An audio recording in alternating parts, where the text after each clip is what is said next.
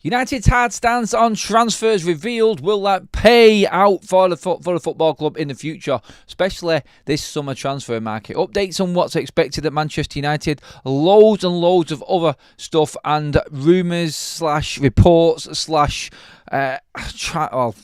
there's just loads of stuff. Let's just look at it that way. With Manchester United right now, after the transfer window, it's kind of a mixed bag of everything coming together. What might have been, what was, and what is coming up in the future. Updates on playing staff, updates on injuries, updates on absolutely everything. That's usually what happens after a transfer window closes. You try and have them few days where you get back to normal, get all the information out, you start to get into the nitty-gritty of everything going on around the club elsewhere, and that's where we're at tonight in the show. We've got loads to get through, including stuff on Ineos and their stance on the charity payments and everything like that. Future targets for Manchester United if we're in Europe or not in Europe. Manchester United's deals, what we did this January transfer window and why we avoided them, and what Manchester United can expect going forward with the new structure in place. We did a special video on this earlier on today as well regarding the youth players and what's actually happening with them and all of Manchester United's investment into younger talent in the football club.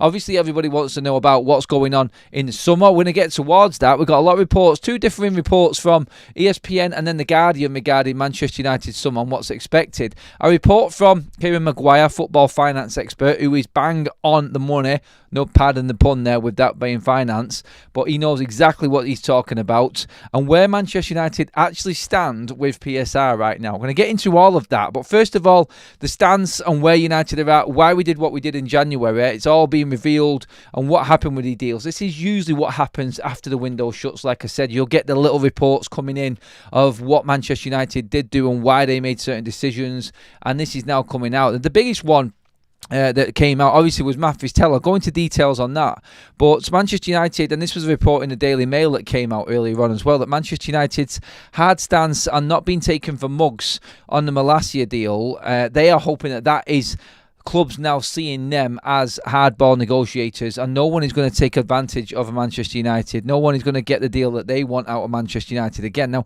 we've seen this a few times with United, not accepting certain terms, not accepting deals. Tyrell Malacia was way down the line and almost done, and then Benfica came in at the last minute with a low ball offer, and United just completely pulled the plug on it and just walked away, said, no thank, you're not having him.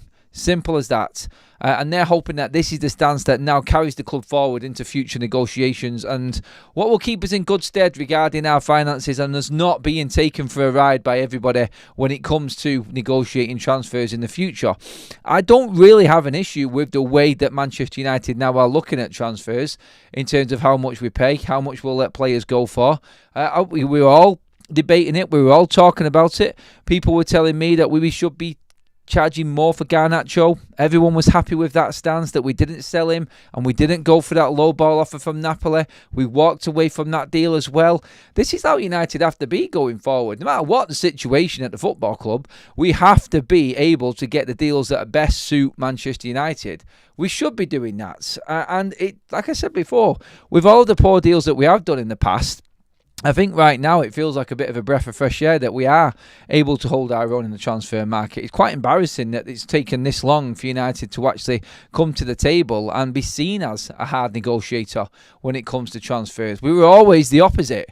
We were always the one that were rolling over and getting our pants pulled down, weren't we? And it was embarrassing for Manchester United. It really was. But the hard stance is what United are taking now when it comes to transfers, and they don't want to be seen as an easy pushover or an easy touch when it comes to deals. I mean, for instance, like the Malacia one we just said there, they've now got a deal with PSV where there's now a buy option and most of his wages are covered. That's what Benfica wasn't offering. So United again have got a deal. Like they did it with Antony. They've done it with Rashford. They told everybody that they're not getting the deal that they want. That's all good. And we got good loan deals out of a lot of players. Everyone will watch what Ineos and United do in the summer in terms of pushing them players out permanently. And I think the big judgment will come there. For the time being, yeah, that's all right. But let's see what happens in the summer with them players. When it came to the Matthijs Tel deal, And we've talked about that in depth. I'm not going to get into it too much, but the actual deal, just so you understand why United walked away from this, more and more information is coming out now.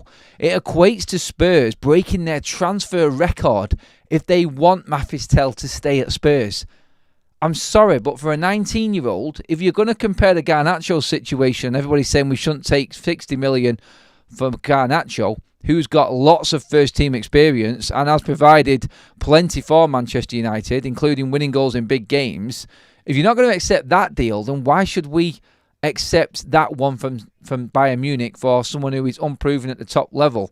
Plenty of potential, and like I said before, if he was alone and United had reasonable terms for an option to buy, I was all in on that deal.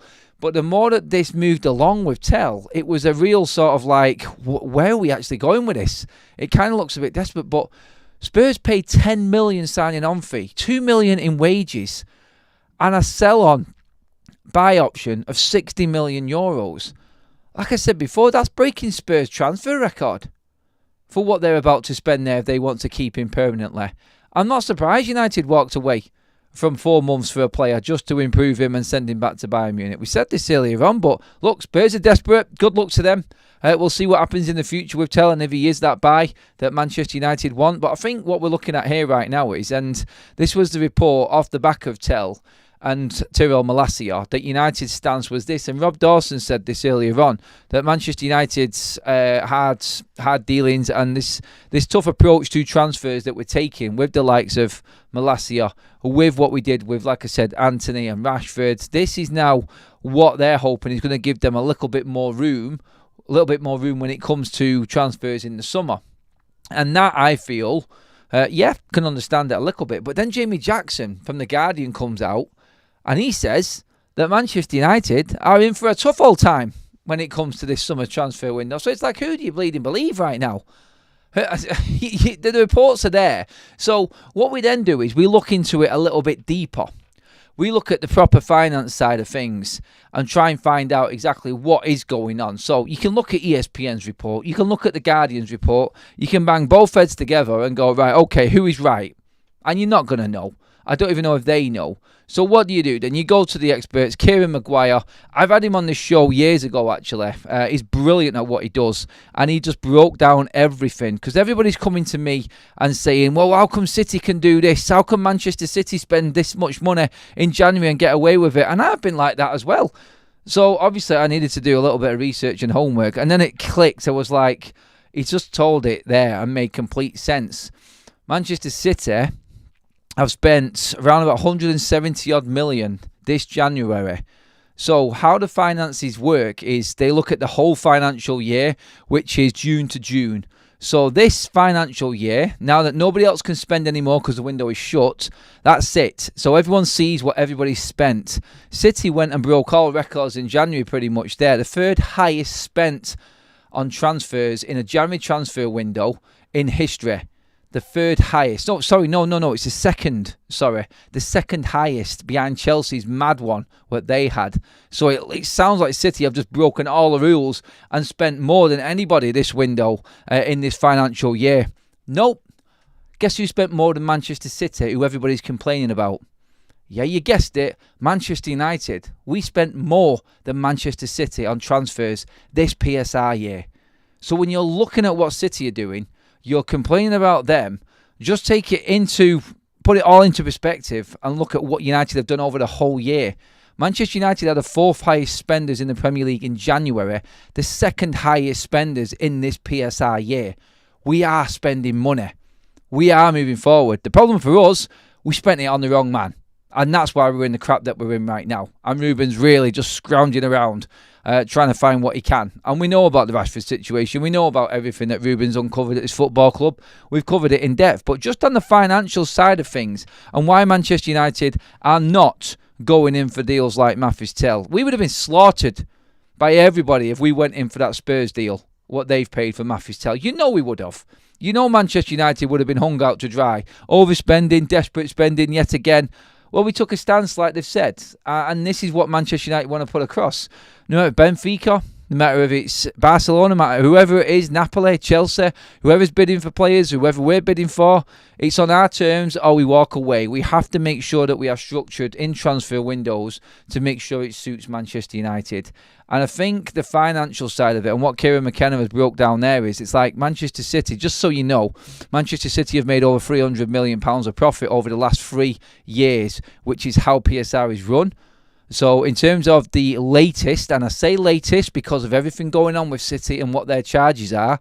So if you ask a professional how City are getting away with what they're doing right now, it's completely above board, within the books, because they've sold shed loads of academy players and players at a high profit, including winning competitions like the Premier League and the Champions League. And if you calculate the last 3 years for Manchester City, just think what they've won in terms of Champions Leagues, in terms of FA Cup, Premier Leagues. Imagine the revenues from that. Imagine the 300 million profit in players that they've sold, and then balance that out in terms of what they could spend, considering that you're allowed to go £105 million over every 3 PSR financial years.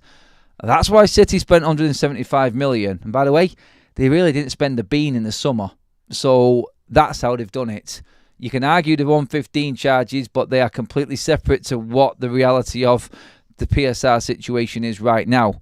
But again, just to put it all into perspective, what City are doing, United have spent more. So it's not like we're not spending money.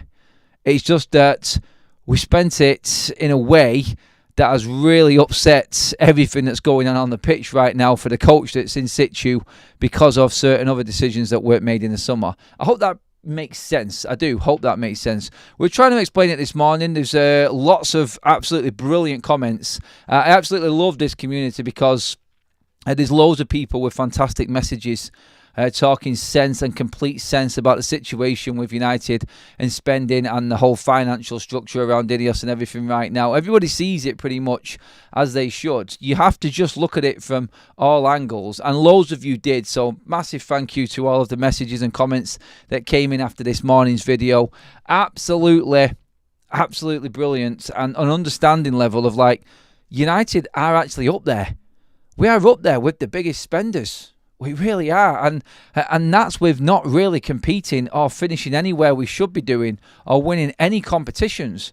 If United get it right, and United start competing again in a few years, with the way that these finances are going and the way that all of these competitions are now ploughing money out, or just like they're throwing money away at football clubs to be in the Champions League, the Premier League money and everything like that, then United will be absolutely quids in. Like, everybody's scared if Manchester United actually do start playing well again and start competing again, because if we do with this football structure in place, then we're going to see a massive change at Manchester United. It's years away. I'm not even going to kid myself or get anybody excited about it. Just so you know that is where we're at now, in this shit hole that we're actually in, and this predicament, which is crap, as we all know as United fans. We're still competing at the top level. That's how big Manchester United are. That's how huge this club is. So that's why businessmen have got their grips and their claws into Manchester United. This was always going to happen to us, but we are competing. When it comes to finances, we're still up there. And that's been proven today by Kieran Maguire and what he has said within that football finance and the breakdown of this latest PSR year. United somehow have managed to pull it out of the bag yet again. And they keep on doing it, and they keep spending. If we now start spending properly going forward on the right players, which is like what Ruben says, we can't make them same mistakes again. We have to buy the right players. Then this club will move forward and it will prosper. We've just got to get that balance right. We have to figure it out which way we're going. And I think this summer, like Romano said in his video yesterday on his YouTube channel, Manchester United are about to make a lot of changes in the summer. And it's going to be a mad one. If we win the Europa League or not and get in the Champions League, or if we win the FA Cup and get in the Europa League, if we're completely out of Europe altogether, it's going to be quite substantial for Manchester United, because if we're not in Europe, then you will see more exodus and you will see more players go. And I really don't think there's many United fans that have got a problem with that. Maybe it is the reset in the summer that we've all been waiting for. How many times have we said that? God, honestly, it really has been. Literally every single summer. This is huge. This is the biggest summer ever. It's the biggest summer ever. Well, if United finishing where we have in the league and without European football, possibly, touch wood, it's not that. But if it is the case, then this summer really will be the biggest, because it's going to have to be very, very cleverly planned out. Intrigued? Yes, definitely. And you know what? Like, looking at it, I can see how the finances are the way they are. I can see what we did when we sold a few academy players in the summer, or homegrown players, as you would, like Greenwood, McTominay, Cambuala, Hannibal Megdre. All of these players were all 100% profit. So that's how Manchester United have managed to do what they're doing. We could literally sell one player from United's academy or a homegrown player this summer, and that would fund so much more. It really would. And yeah, like, look, what we're doing right now is surviving. That's all it is, survival mode at Manchester United. And I just hope that Ruben gets the players that he wants. Like I said this morning, it's all about Ruben Amorim. It's all about him right now and what he can do. He is the saviour, and he is the only one that can help Ineos get out of this hole that we're in right now and this football club. Let's get into the comment section before we move on. We have plenty of other stuff to talk about based off the back of that as well. 5 gifted memberships from Modern Samurai. Legend, how you doing, my friend? Hope you're doing well. Silverback Gamer is... Oh, he's not a member. He's already a member. Sorry. Desire, Carl, Fulltime FM, which we got Neil, and there is one more, Proton. Welcome to the members club, my friends. We also have a super chat in from The Honest Tiger. The young players United have bought in, do you think in the next 4 or 5 years they will sell them on for profit, no matter how good they are? Could well do. It might be the way forward. Like I said this morning, on that video that I did earlier on today, I was talking about Kone, Leon, talking about Eden Heaven, talking about Dorgu, talking about all of the players that Manchester United have just brought in. And whether or not they make it, don't know. Like, when you break it down, in that video I said, if you look at the spine of Manchester United right now, you could have Eden Heaven as your centre-back, you'd have Sekou Kone as your midfielder, and you'd have Chido Martin as your centre-forward. Manchester United, with a wing-back in Diego Leon, could have a spine for the next decade for 6.8 million. It's not going to happen. I'm a realist, and I know that all of these players are going to make it. If you say, out of all of these young players that United have brought in, so the Heaven, the Leons, the Kone, the Chido, if one of them made it, I think you've got to be happy with that. Because you spent 6.8 million and you've made one player and turned one into a first team player. The others, you may be able to bring back, a bit of money for them. You never know, like 10s, 20 millions maybe for being a decent player. This is how you've got to run. These players are coming in now at 17, 18. So then by the time they get to the first team, maybe in a few more years, they still will be classed as homegrown players because they've been here for a certain amount of years. That's why they're getting 5-year contracts. So when it comes to about the 3rd year, these players will then be looked at as homegrown because they've brought in at a certain age and they've been at the club for a certain amount of time, homegrown. And that's how you make it happen. Buying them and finding the young talent cheap, bringing them in, giving them a little bit of game time in the other 21s, then integrating them in. Maybe they make it and maybe you quits in. But I actually do believe that you will see some of them players, yes, end up seeing the exit door. And it will be for decent money at 100% profit. Modern Samurai, yes. Andy, thanks for your gifted membership. Also, my friend, I love that. Thank you. Keep your comments coming in. We're into the live chat now, everybody. Make sure you have give the video a like. Make sure you've also subscribed to the channel. We're on the road to 75k, everybody. Keep them coming in. There is a poll running right now. I will talk about what Rio Ferdinand said regarding Paul Pogba. Like, seriously, Rio Ferdinand thinks United should bring Pogba back to see how he trains. Is that the right idea? 70% of you at the moment have said no. I'm glad you're on that page. I really am. I would not bring Paul Pogba back. We just got rid of one poison. We don't need another one in that Man United squad right now. To be categorically clear, I fully believe in Ruben 100%. We can't expect Amorim with one new signing to make huge change. Pep spent 400 million on his back 4, then sold 2 and bought 2 more for 100 million. It's a good point, Lions. He is going to take more time. It's going to take more money because we know that these players are struggling under him. It sort of excites you a little bit for the summer as well, doesn't it? In that you might actually see Manchester United really making serious changes. I will be you know what? I want Manchester United to be in Europe next season, definitely. But if United don't win the Europa League, don't win the FA Cup, and we're not in Europe at all next season, it's going to be really intriguing. I'd probably be more excited to see how we handle the transfer window then, because it definitely would mean that other players had to be sold. So that would be probably a more exciting transfer, because there'd be so many outs to try and make the ins. I think we would get rid of players that everybody has been complaining about. We would be getting rid of players that everybody sees as not fit for purpose at Manchester United.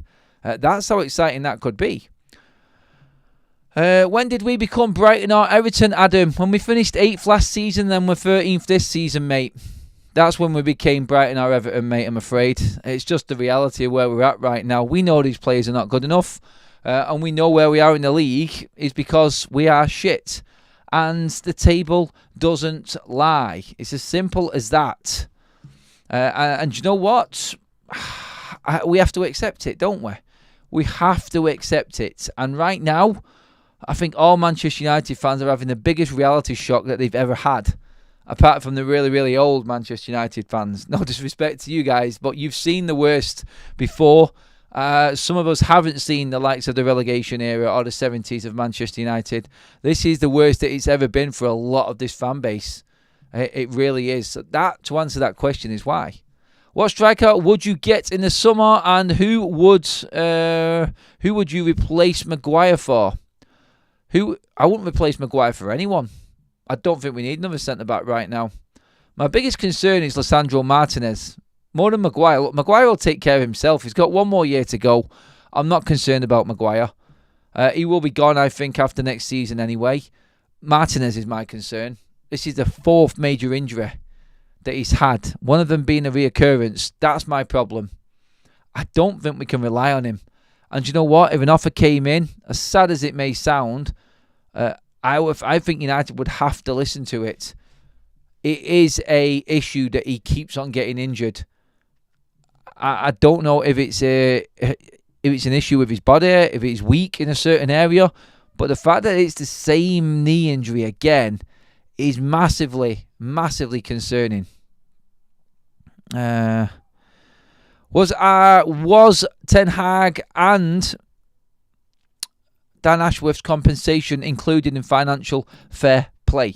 Yes, it is calculated in. Manchester United have spent that money in replacing staff and in bringing Ruben Amorim in. Massive mistake from Ineos, taking a big chunk of the budget away. I've said this all along. When you look at the details, it doesn't look good for Ineos in the decision to keep Ten Hag in the summer. So if you like, the question is there in the chat, was Ten Hag's compensation involved? Dan Ashworth's, yes, it has to be. It has to go through the books. And that, unfortunately, is probably why we couldn't spend some more money, because of a mistake from Ineos. I have called them out on that many a times. You all know what I said. We should have never kept the certain people at this football club that we did. Martinez has been a concern for me for a long time since his last major injury. Not only that part from the last couple of games, he's been terrible this season defensively as well. I think he's had some good moments. He's been playing well in the odd couple of games, coming to form recently as well. I do agree, though, that he has been out of form and isn't a... I wouldn't be concerned if he was sold and we brought someone else in, is all I'm saying. And I'm being totally honest about this here. I've said this in this morning's show. I've said the biggest concern for me is the players. And if we can't rely on them, injury or form or quality, then I won't lose any sleep if any of them left. No, definitely not. Devastating. Leacher is one of my favourites, says Savage. Look, I get it. I understand everyone's love for him. I would like him and I would have him in my back three out of everyone we've got available. I would. I think he's one of the best passers we've got as defender in the defence. I do get what a director of football said there as well, though, in that he has been found wanting in defensive situations. I mean, Dibling tore him a new one. He's not that great in the air. He has been found wanting on set pieces. It has been a difficult one to analyse, Leacher, because I do like him. I love his passion, but he is a concern. He really is. Maguire is probably our biggest goal threat at the moment at both ends of the pitch. Look, I know where you're going with that. I was calling it the other day. I said, Maguire needs to start bombing forward on these moves. We've got loads of players back and we're playing high. If I'm Maguire, I'm thinking, okay, where am I more of a threat? I've not got the pace to get back. I'll just venture into the box, mate, and get on the end of a cross. I would be bringing that in as a tactic, me. I would just send him forward. Get the midfield to come back and cover. They're only going to do us on the break. And by the time Maguire's got back anyway, the next move's probably started because he's that slow. So just get in there, time it right, work it down the wing, get the ball in the box and douche. In you go, slabhead. There you go. New centre forward for the football club. I know, I'm just joking aside there, obviously, but I have got a serious side to that. I think he could do a job. Honestly, like he is brilliant in the air, Harry Maguire. He's absolutely outstanding in the air. And he has got that going for him. I'm not going to get into any more conversation about him now because you know where it'll end up going. Modern Samurai says United have to be very careful spending money because they are a public traded company. They're not like every other team in the league. No, they're not, of course. And like I said yesterday, like talking about the exchange rate, like the dollar to the pound, this all adds to the debt. United's debt in how strong the stock market is and how strong the dollar is to the pound can fluctuate between 30 to 50 million in difference just by the dollar getting stronger. And we all know, like I said, with Trump in situ right now and the financial market over in America, fluctuations are expected. And all of this does come into Manchester United's finances, especially the debt, because that will change. It will fluctuate. It will be an issue for United. And do you know what? In terms of the PSI years, it is calculated in as well at the start. So what the rate was at the start of that PSI year is what it will remain. But if it's changed by the time the next cycle starts, then yeah, we're in more debt, and therefore the deficit is different again. It is different and very difficult for Manchester United financially. 40 million Rashford under new rules. How much can we spend on the PSR rules? Why don't they clear the debt? That's 16 million a year saved due to repayments. In terms of clearing the debts, there's not a chance in hell that that's going to happen anytime soon, Sean. Unfortunately, it won't. With the investment that's going into the new stadium, so Jim Ratcliffe is actually trying to sell another one of these companies within the Ineos umbrella for money. I don't know if he's trying to raise cash or raise funds, but yeah, he is selling apparently, according to reports. I think it was Mark Kilman of Sky News saying he is looking to sell one of his other companies. Which one was it now, actually? I think it was which one? It was a hygienic company or something like that it was. No idea what it is. Don't know that much detail about all of Sir Jim Ratcliffe's businesses, but he's looking to cash in on one of them. And so, I don't know. Maybe he's trying to raise funds another way. I don't know how he's going to get the stadium done. I think there's plans down the line. In terms of the stadium, by the way, Manchester United, we're expecting this. The developer, but they're hoping it's going to be done for 2030. Developers are saying more likely 2032 due to the planning permission and everything that's going around the stadium as well. Obviously, we know about the regeneration of Trafford Wharf and the whole Trafford area around Salford Quays and everything like that. It's where I am every single match day. We actually walk through it all, going to the game and to Old Trafford. You can see how it is going to be developed. The plans that are being put in place are massive, and United will make a fortune off it. We know this. We've been saying this all the time. This is why businessmen are in at Manchester United.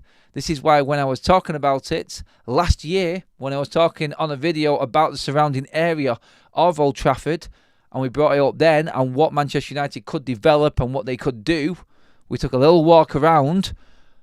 I think we made it quite clear then the money that could be made and just through building infrastructure around the new stadium would help to go towards building a new stadium. So, yes, we have been covering it for a while, and that has been talked about quite a bit. And this is why we've got businessmen, like I said at the start of this show, running Manchester United, because they know that even in the shit that we're in right now, we can generate an absolute fortune. It's crazy how strong Manchester United are, considering how crap we are on the pitch. It really is. Some people staggered why and how Manchester United can actually get this done. and get deals done and still be competitive in the transfer market. It's mind-blowing, but that's the finance world, and there is a lot of complications within it. But what Manchester United... I want to move on next, actually. Let's get a couple more comments in, because off the back of where Manchester United's season finishes, we want to talk about what we can expect in the summer transfer window as well, because that is important. We do need to look ahead to what could possibly be coming for Manchester United. Gifted membership from London. Thank you, my friend. Absolutely love that. Thank you for all the contributions from everyone so far in the chat and in the live chat. Please keep making sure you like the video. We're up over 250 now. Let's see if we can get that up over 300, everybody. Surprised Ineos haven't looked at Netflix deals. Can you remember that? Can you remember United? I think we've actually got something on hold. Oh no, we're actually... So I'm pretty certain. What was it? Was it Prime or Netflix? I can't remember which one. But there is something being filmed. I don't know if it'll ever be aired, because it's like a from start to finish documentary type program that Ineos are involved in, and United, and the whole takeover. So, oh God, that's going to be interesting to watch. It really is. We'll see if that actually comes to fruition. But yeah, there is something, and they will find ways to make money, United. If United did a Prime, a all or nothing now, they would fund the stadium with the amount of money they would make. That's how big it would be. But nobody wants to see Man United's dealings. No one wants to give anything away with inside this football club. And that's why we haven't done it. But if we did like what Arsenal did or Spurs did, for instance, we would make an absolute fortune. And that would effectively pay for everything. We could clear the debt with that. Maybe they should do that. Maybe they should say, look, we're going to just do this. But to actually show our commitment to Manchester United, we're going to do a Prime, all or nothing, and then we're going to use that money to pay off the debt. There you go. Everyone's a winner. Happy days. Never going to happen. But hey, it's pipe dream, innit? We spend over 100 million a year on the debt. Ineos has no intention of paying it off, so don't expect them to depend much spend much in the summer. Like, they didn't want to pay the debt off when they first invested into United to take on this issue and this burden. They spent over 200 million this year, so I don't think it's going to have anything or any effect on them spending more money this year. I expect another bumper summer in terms of players brought in. I expect another 200 million, even if we're not in the Champions League or in fact in Europe at all. I think United will spend big still, and they'll find a way around it. They will. They always do. The only problem with that is, like you said, and you're right, the debt will still be there. It will always be there. They're not going to pay it off. No one's going to pay it off. I think United fans just have to accept that they're not going to pay it. Nobody is. Nobody's going to get near that debt. United need to be at the top level competing. When the stadium's been built, that debt will still be the same, if not more. In fact, I'll make a bet right now. So where it stands, it's between 450 and 500 million, fluctuating with the exchange rate and everything that's happening in America right now. That's where United's debt is. I think that will probably be round about 600 to 700 million maybe by the time we get to the stadium being built. It's never going to go away. It's only going to get worse because nobody is going to accept that it's their fault. Ineos have invested more money than the Glazers. We know this. They've done more, and I remember everyone was talking about they've done more in 10 months than what Ineos did in 2 decades in terms of changing things around. Ineos are not going to pay any money off, neither are the Glazers. And you all will, a bit of fans. And that's the issue we've got right now. That's the bad bit about Ineos and this takeover. Because it's like they have gone back on the disabled funding. So thankfully, they are not going to cut the funding for the disabled section of Manchester United. Thankfully, that is a U-turn that is well advised, but they have definitely confirmed that the Player Legend Fund and charity is not going to be reinstated. That is a definite and a confirmation, which is a disgrace. It is, and I said that at the time. Things like that just don't need to happen. Ticket prices don't need to happen. That doesn't need to happen. Sorry, but we need to be able to pass the ball quickly in the modern game. He's just a ball winner and not not too good at either. A poor man's Roy Keane. I'm not sure who we're talking about there, actually. Looks like this conversation's going on about certain players.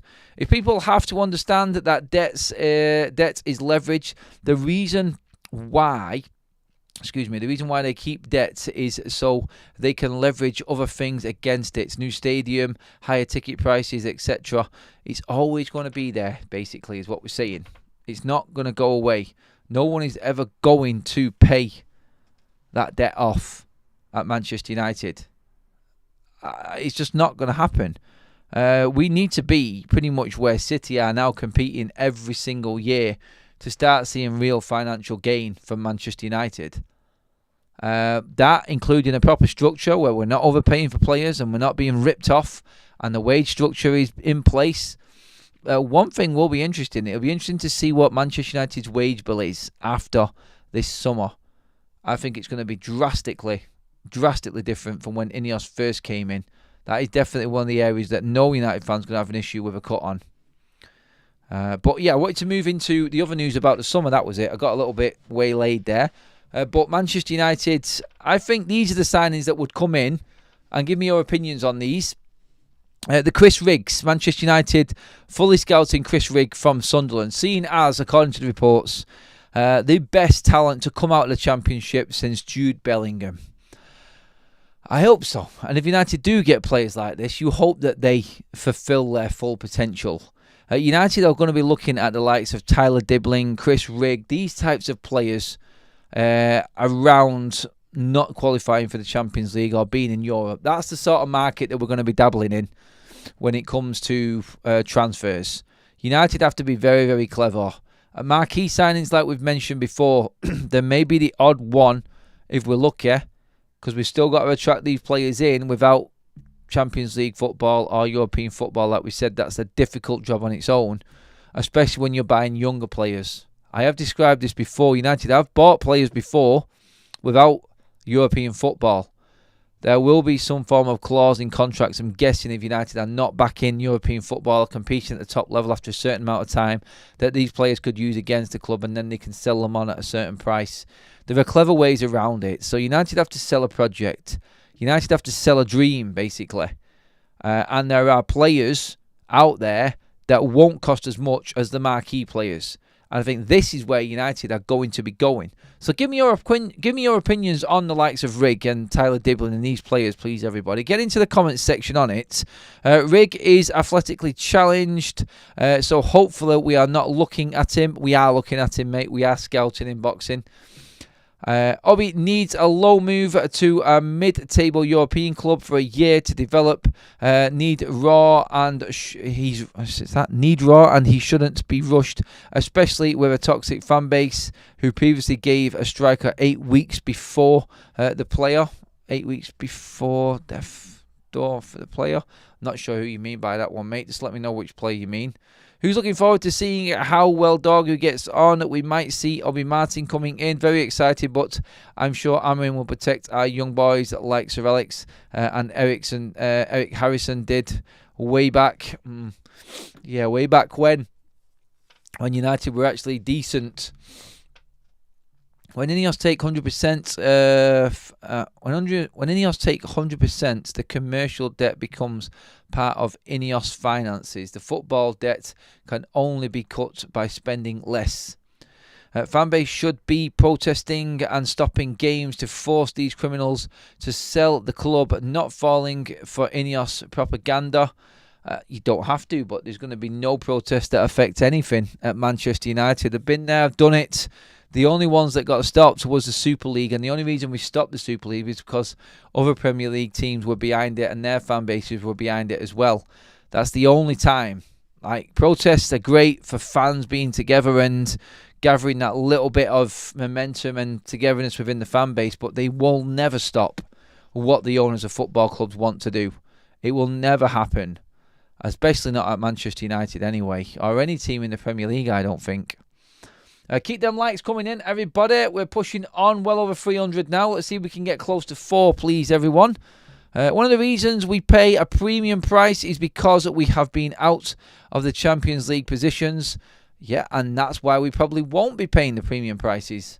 because we won't be buying them sorts of players. We won't be in the market for them, which is why we're talking about the likes of Chris Rigg, Tyler Dibbling, these types of players, like we have talked about before, like the ones we've just bought in. The younger players, Chidowobi Martin, players like this, Sekou Kone. What we're looking at right now is we're looking at Kone just turning 19. We're looking at 17-year-old Chidowobi Martin. Looking at players like this, Heaven, who's 18. Will they get a chance in United's first team? They shouldn't be getting a chance.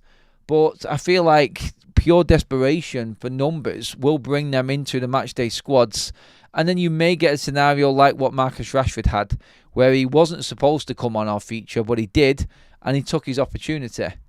That, I think, is what might happen. I may be completely wrong. There is a part of me that actually thinks that Ruben won't use any of the academy players still this season, and he'll wait it out.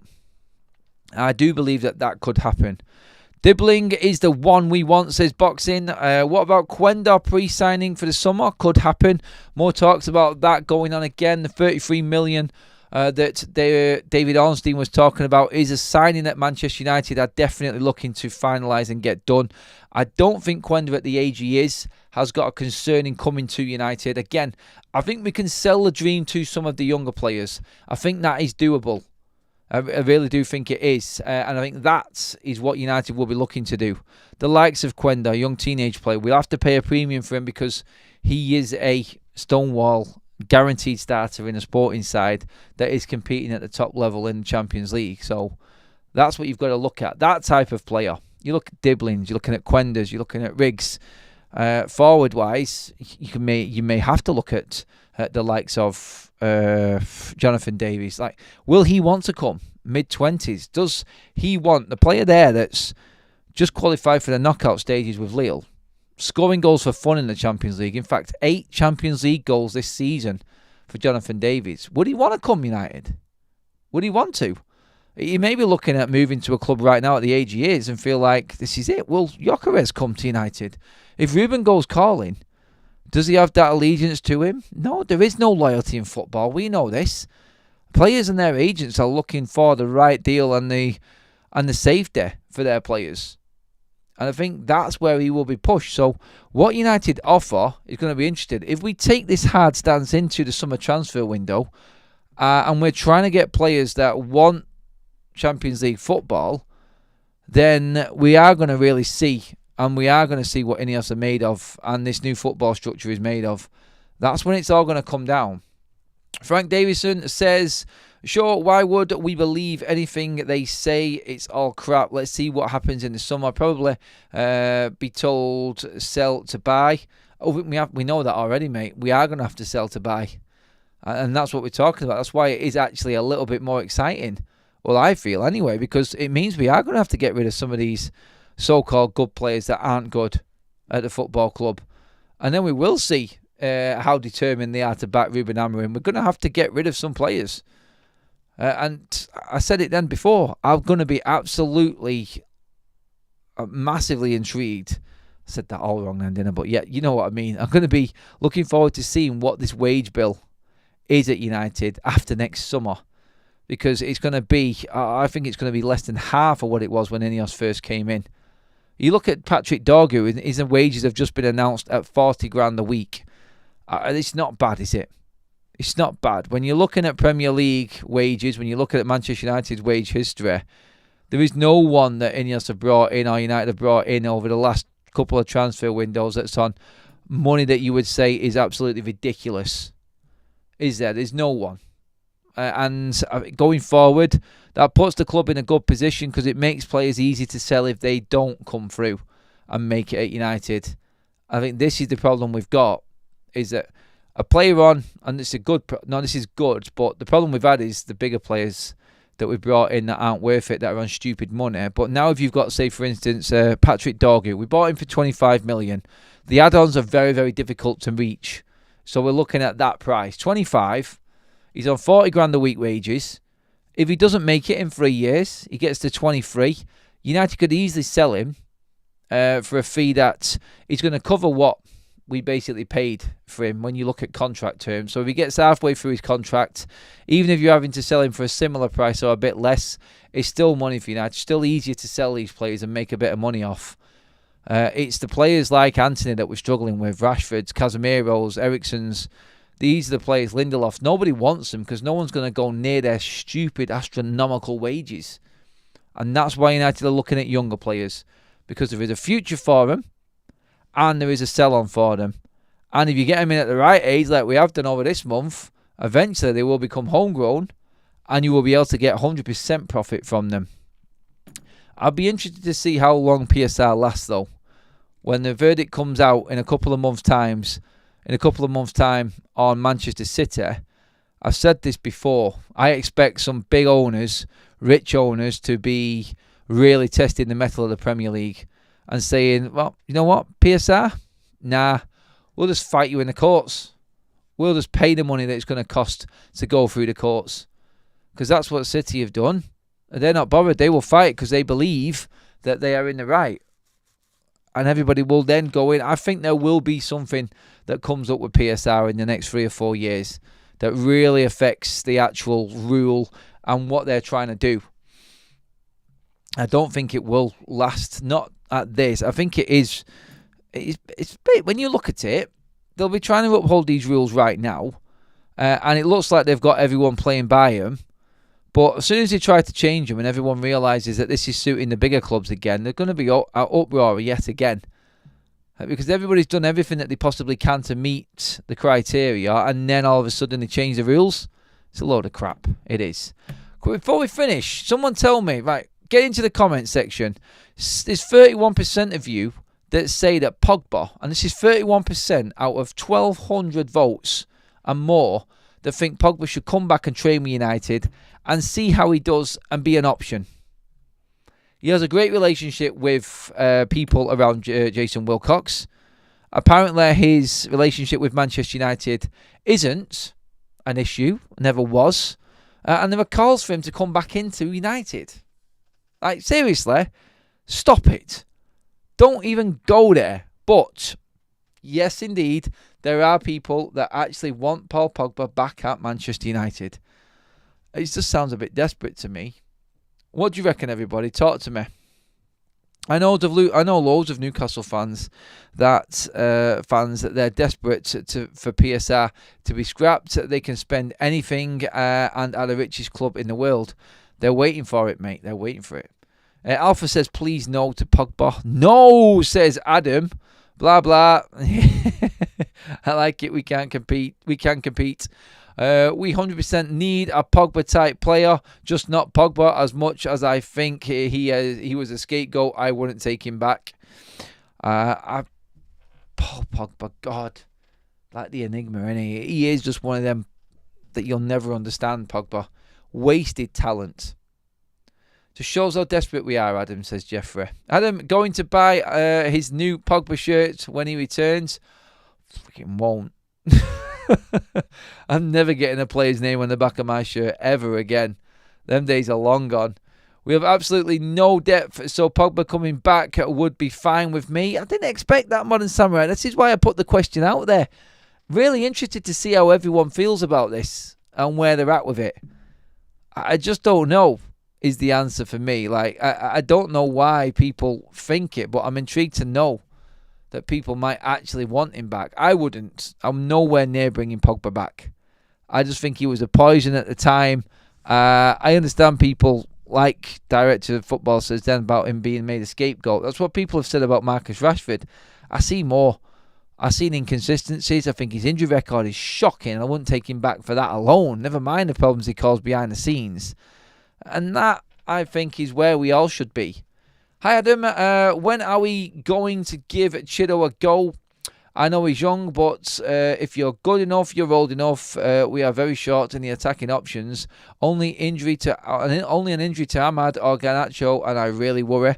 A lot of people do worry about that, mate. I have asked the question, but I don't think we've got anything. I really don't. Anything we got?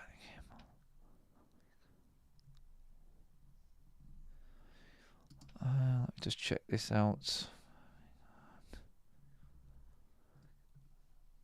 I'm just checking out on some things. They are.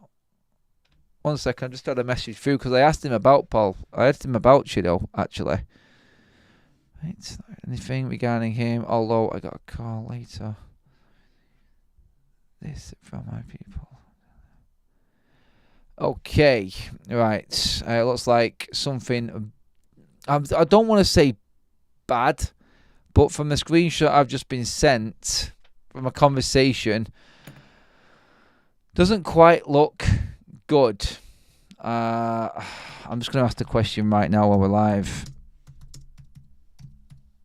It's just a comment. It's just a conversation that I've just had before I came on live, but I've just been sent a screenshot of another conversation which doesn't look very good. So I need to get clarity on that first of all before I say anything else.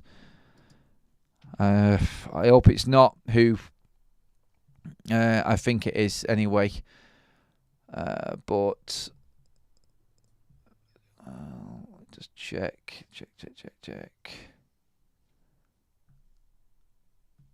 Bear with me a second. I'm just double checking something to be 100% certain.